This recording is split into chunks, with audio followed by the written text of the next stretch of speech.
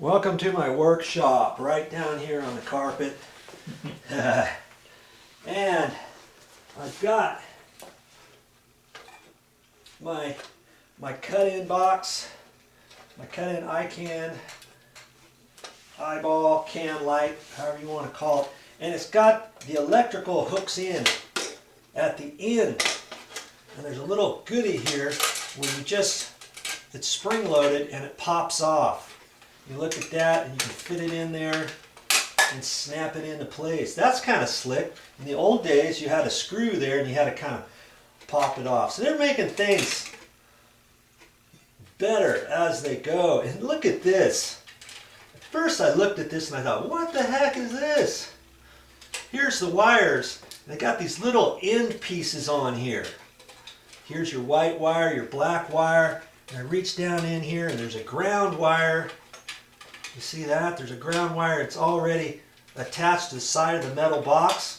And this end thing is just a little fitting. Let me zoom you in there.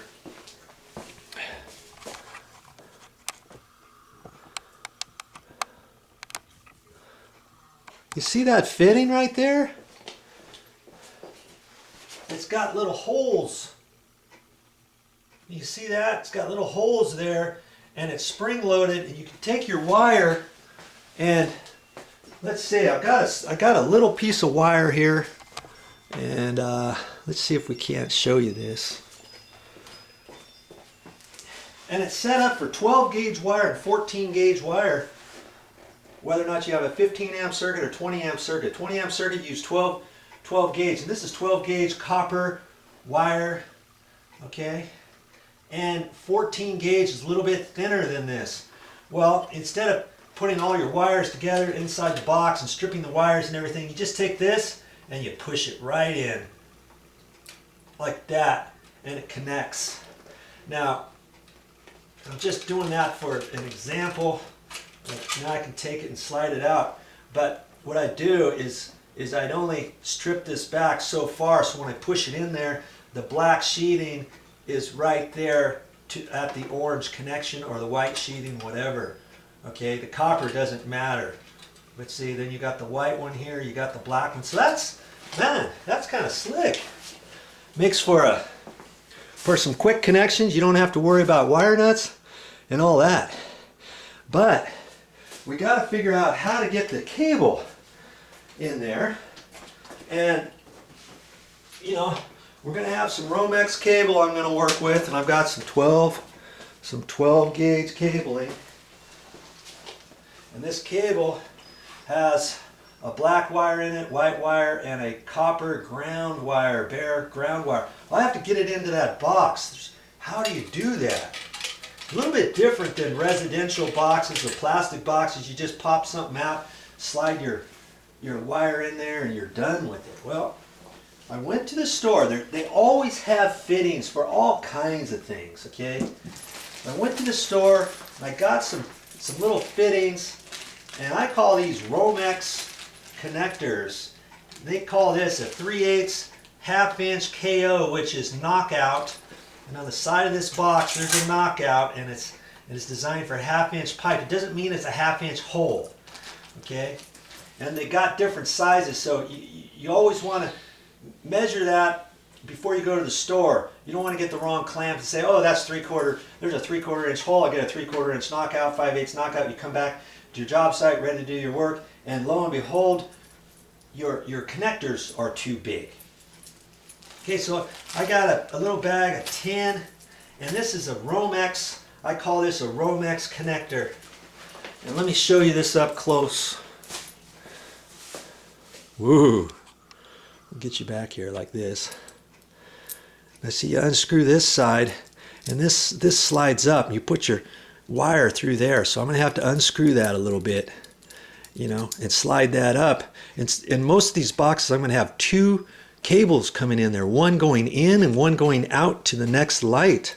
Okay, and on this side, in the old days, and sometimes you can still find it, this would be male threads, and then you'd have a little nut on the back side. You push this into the hole, and then you put the nut on and tighten it up. Well, this one is like spring loaded, And see the little nibs here? You kind of push it in and it springs into place and snaps in there. You don't need a nut on the back side. That's pretty slick.